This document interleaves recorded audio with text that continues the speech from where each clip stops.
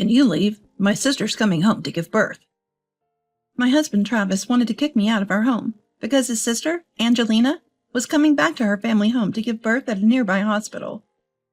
That's absurd, I argued, not buying into his unreasonable request, but he wouldn't listen and eventually threatened me with divorce. Feeling utterly disheartened by his attitude of cutting me off entirely, I agreed to the divorce and left the house. But even after our separation, Travis kept sabotaging my life. Little did he know. Karma was about to catch up with him. Hi, I'm Sherry, 34 years old. I was working as a nurse at a hospital, completely absorbed in my daily routine. I met Travis, who works in pharmaceutical sales. When he came by my workplace, our relationship blossomed from there, and a year later we tied the knot.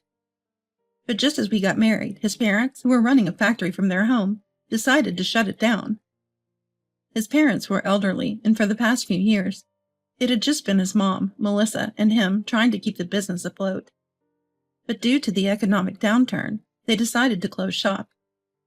Travis, however, felt a sense of duty and decided to take over. I tried to dissuade him, saying a job in pharma sales was more stable than running a failing factory. But Travis is stubborn. Once he makes up his mind, there's no changing it. So we ended up moving in with his parents almost immediately after getting married. At that point, Travis felt motivated to turn things around, and so he decided to renovate the old family home and factory. The construction started in no time. Wow, it's really coming along. I'm so glad we decided to add this terrace. We can have barbecues in the summer. I can't wait. Initially, I was skeptical, but his enthusiasm was infectious. Once the New Year's celebrations were over, our new home was ready, and our life with his parents began. Here's to a good life together from today. Thank you. I'm really happy we could make this work. I know Travis can be a handful. I was initially worried about how his parents would take to me, but they warmly welcomed me. They seemed happy to have a daughter-in-law who was willing to support their son as he struggled to keep the family business going. That night, while arranging pictures of our travels in our new bedroom, Travis walked in. Well, Sherry, this space looks great, just like you said. I know, right? I'm glad we finally have a place to put up our photos. Thank you for sticking by me through all this. You're making me blush, thanking me like that. Don't worry, I'll make the factory successful and give you an easy life. Don't push yourself too hard, but I'm excited. I felt genuinely grateful for respecting my husband's ambition to build a brighter future. However, 2 months later, Melissa received a message from Angelina. It read, I want to go back home and give birth at a family hospital near our home. I'll be back the week after next. Upon hearing this, Travis was overjoyed, raising both arms. We have to vacate our bedroom for her. We don't have any spare rooms. What? I don't like that idea. Why not? It's for my pregnant sister. I can sleep in the study, so it's no problem. What about me? Well, you can sleep in the kitchen or the hallway, I guess. That's ridiculous. Let's clear out the corner room on the second floor for Angelina. That room is cramped and full of clutter. How about you sleep there instead? I've made up my mind. Right, Mom? If Travis says so, let's do it that way. I object. I'm fine with Angelina coming, but I don't want to give up our bedroom. I was upset that my husband would dismiss my feelings to accommodate Angelina and that Melissa readily agreed with him. Stop being selfish. This is my house. Please, bear with it for a little while. I don't accept this. It's my house, too. As I continued to object, Travis's face tightened, clearly getting irritated. Then he spoke words of surprise. What? You're my wife. You should understand. It's odd for you to claim this as your home when you're just my son's wife. What? A wife isn't family, you know. If you hate it so much, just leave. Why?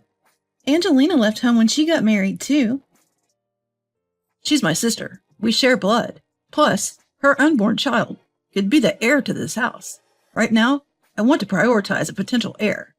If you hate it that much, go back to your family home. I was taken aback, unable to come up with a quick retort. I felt disgusted that Travis was already considering the heir issue upon hearing Angelina's baby was a boy. And there was another concern on my mind. What about our child? You said you couldn't think about having kids until the business was stable, so any child will do? Enough! Enough! I'm fed up! If you can't obey me, let's get a divorce. Fine by me. Bring it on. Until now, I've always respected my husband's wishes, but this time I can't let it go. In a fit of anger, I agreed to the divorce. No regrets. I'm convinced I can't go on with this man. My husband, unable to contain his anger, stormed off somewhere. I seized the opportunity to pack my bags and leave. As I was about to go, my husband reappeared with the divorce papers in hand. Here's what you wanted. Now sign it, quick. That was fast. You're a lifesaver. As I grabbed the divorce papers and started writing without hesitation, my husband muttered something unpleasant in my ear. You're stupid for choosing divorce over this. I thought you were smarter. Don't come crying back to me. The stupid one might be you. What did you say? Just go. Vanish.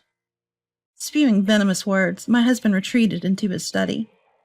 I finished the divorce papers, left the house, and submitted them immediately. I never thought I'd leave my husband like this, but I know I made the right choice. I resolved to move on. I went straight to a real estate agent and quickly signed a lease for a condo near work. I had a few days before moving in, so I stayed with a coworker. When I explained the situation, she offered her support, promising to be there if I needed her. A week later, I completed the move to my new condo and began my new life. But peace didn't come easy. About a month into living alone, I noticed I was being followed by a man named Travis. I ignored his unsettling presence until a coworker came up to me with alarming news. Your ex-husband was here earlier, spreading rumors that you cheated on him, and that's why he was dumped. What? Don't worry, no one's taking him seriously. We know you didn't do anything like that. I'm Team Sherry all the way. Thank you. He probably couldn't forgive me for finally standing up to him. He must be trying to make me regret my decision by harassing me. But I thought if I just endure this a little longer, he'll quit. I apologized to my colleagues for the disturbance and went about my days, pretending not to be rattled. A month later, just as I'd hoped, Travis stopped stalking me, and I thought I was finally in the clear. But I would soon find out how naive I had been. One day, after coming home from work, I checked my mailbox, only to find rotten fruit inside. I had a gut feeling that Travis, who had followed me and discovered where I live, was behind this. Day after day, I'd find dead insects or filthy objects in the mailbox. This was harassment, beyond tolerable levels. Just when I was considering reporting it to the police, it suddenly stopped. But the moment I let my guard down, something new appeared in my mailbox. This cycle continued. 3 months after I had moved out, Travis finally called me. Hey, it's me. Can we talk? Sure. I agreed to meet up at a cafe near my home. I wanted to confront him face to face. It had been a while since we saw each other, and Travis was noticeably uncomfortable. How have you been? Al, I'm not doing great, thanks to you. You realize what you've been doing is criminal, right? Yeah, I get it. I'm sorry. So come back, will you? What are you talking about? I regretted kicking you out on impulse. Can we start over? There was no way I would agree to this. He'd been harassing me all this time, and now he was trying to lure me back? But deep down, I knew this was coming. You're calling because you're in a financial crunch, aren't you? It's pretty obvious. That's not it. I didn't want to divorce you. I realized I love you. Really? There's no one as kind as you. Suddenly, Travis grabbed my hand and pressed it to his cheek. I felt my skin crawl and quickly pulled my hand away, then got to the point. Pretty convenient for you, huh? You're behind on the house payments, aren't you? It's not like that. I'm saying we should live together because I need you. Throughout our marriage, I supported you in every way, yet you did everything you could to sabotage my new life. Why should I forgive you so easily? I need you to pay the mortgage to afford living. Please come back. Travis pleaded, his hands clasped in desperation. But I had no intention of forgiving him for the harassment I had endured.